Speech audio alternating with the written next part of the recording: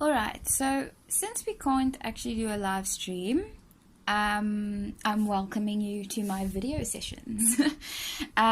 So yeah, I'm just gonna keep going through everything but through video sessions. I'm gonna try and keep it as nice and short, and probably not gonna happen, but yeah, maybe I can just keep you guys entertained a little bit during this lockdown. I'm going to try and make things look a little bit nicer, more pretty and all that kind of stuff. Maybe think of some new ways to get you entertained and all that through maths. Yeah, so I'm going to get started. The first thing that I basically got you guys to do in your week 1 for maths is unit 1, which is basically just doing ordering and comparing of fractions, common fractions, and doing equivalent fractions. So the first thing that I asked you guys to do was to do all the new words. So I've done a bit of it for you. Proper fraction is basically a number or a fraction with a smaller top than the bottom. So if I need to go through all of the terminologies and everything with you, then I shall do that. And yeah, so I'm gonna go through all the terms just so that you are following with me. Okay, so first of all, we've got our proper fraction. A proper fraction, remember, we've got the top, which is called the numerator. This is called our dividing line or our fraction line, and then at the bottom is our denominator. So a proper fraction, like I said, is when it's a smaller top than bottom. So let's make this 7, and this will be 12. So that means that this is our numerator, and this will be our denominator. So our numerator is basically the number of things, or the things that you are sharing, and then this is who you are sharing it to, so how many people you are sharing it to. So denominator, okay, and then this would be our fraction line. Then, so that's a proper fraction, smaller top than bottom. Improper fraction is the opposite. So this would be a bigger top than bottom. So that's why I drew a little mushroom, because mushrooms are always bigger on top than at the bottom. So whatever your number is on top, that means that that number can be divided by that. And that, when you divide 7 into 12, see how many times 7 can go into 12? Then that means it will turn into a mixed number. So a mixed number is basically once you've taken the improper fraction and turned it into a whole number with a fraction. So let me show you an example using the 12 sevenths. Okay, so we've got 7 twelfths, and what we can do is we see how many times can 7 go into 12? 7 times 1 is 7. 7 times 2 is 14. 14 is way too big. It's bigger than 12. So 7 can only go into 12 once. So then we put our 1 down. Then we're going to go 12 minus our 1 times 7, which is 7. So 12 minus 7 is 5. So that means we've got 5 left. So remember, it will be 5 sevenths. I've got a bit of a visitor next to me, so if you hear anything like bells or meowing, you're probably hearing my cat. Okay, so you've got 1 and 5 over 7. It's a whole number with a fraction. That means it is called a mixed number. So an equivalent fraction is a bit different. So that is when you have a fraction, and you now need to find something that is exactly the same as that one. But it can be bigger than that or smaller than that.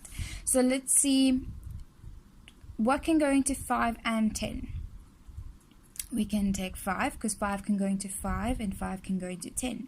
5 goes into 5 once, 5 goes into 10 twice. So a half is the same as saying 5 tenths, which is the same as saying, so we can take 5 times 3. So 5 times 3 is 15. And 10 times 3, what you do to the top, you do to the bottom, will be 30. So 15 over 30 is the same as saying a half, which is the same as saying 5 over 10. If I want to divide by 3, that's going to give me the same answer. Let me see if I can come up with another one. Let's say divided by 5. No, let's not divide. Let's times. Let's times by 2. Okay, so if we're timesing by 2, 30 times 2 is 60. 15 times 2 is 30. 30 over 60 is the same as saying 15 over 30, the same as saying a half, the same as saying 5 over 10. So you can either times to go bigger or you can divide to go smaller. So if we had 30 over 60 and we needed to make it smaller, we can divide this by 2. So what we do to the one side, we do to the other side. So 30 divided by 2 gives me 15. 60 divided by 2 gives me 30. So it will be 15 over 30. It works both ways, timesing and dividing. Okay, so basically, revision. We've got a numerator, the fraction line, the denominator. We've got proper, improper, mixed numbers, and equivalent fractions. So that is the gist of common fractions. Okay, but at the end of the day, I don't think most of you actually understand what a fraction is. So this is the fraction wall. So say for instance we've got a whole, right? So a whole is when you can take it and you can cut it or you can split it into 5 pieces, into 6 pieces, into 23 pieces, doesn't matter.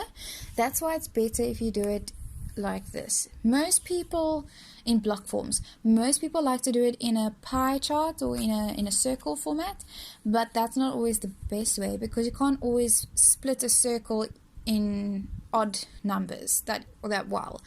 So the point of fractions is that every piece is exactly the same size. So if you measure this size must be exactly the same as that one, exactly the same as that one, and the same. Because if you, say for instance, have brothers and sisters and there's 3 of you and somebody's now pouring the juice, you want to make sure that everyone is getting the exact same amount of juice because nobody can get bigger amounts or smaller amounts than the other one. So it's the same with fractions. Everything needs to be exactly the same. Okay, so for instance, I've got a glass of water. What fraction of the water do you think is in that glass? What fraction of the glass is the water covering? So basically, you can see that it's further than half of the glass, right? So let me show you where half of the glass should basically be. Okay, so our glass ends there, and our glass should be, this should be about halfway for the glass. So if it's more than halfway, so what's half of half? Quarter, right? So we've got 1/4 on top, 1/4 at the bottom. So over there it's a quarter and a quarter, that creates a half. So that's 2/4, 3/4, and then we get a little bit more.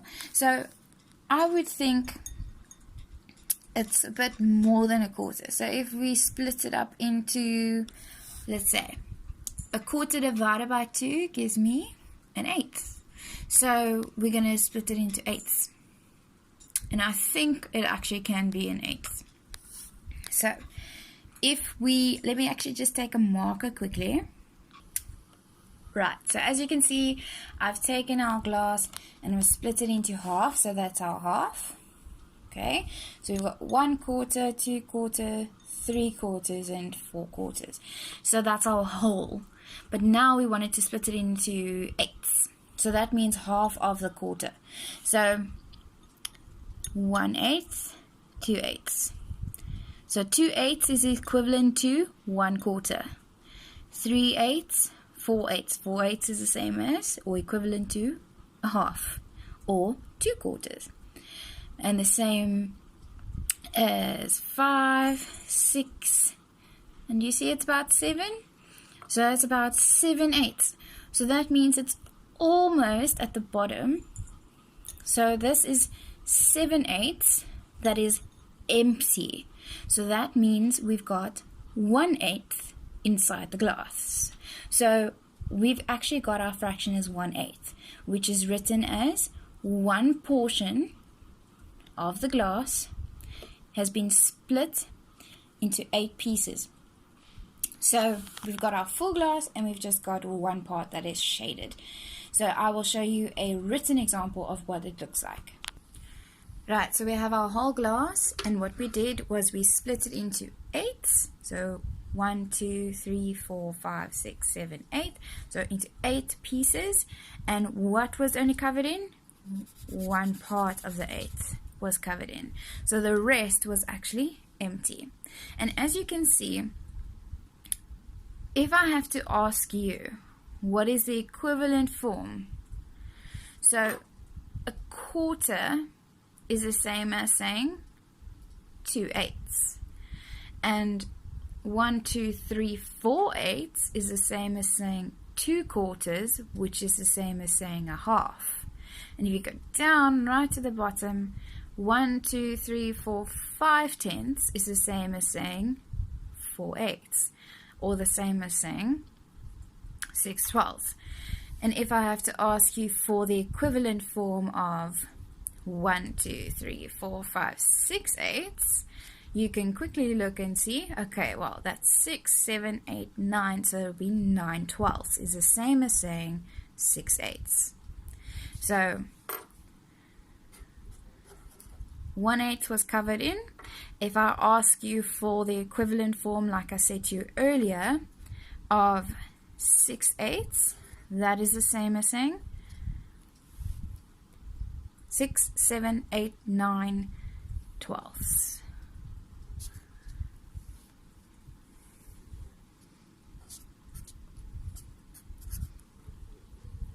And those would be our equivalent fractions.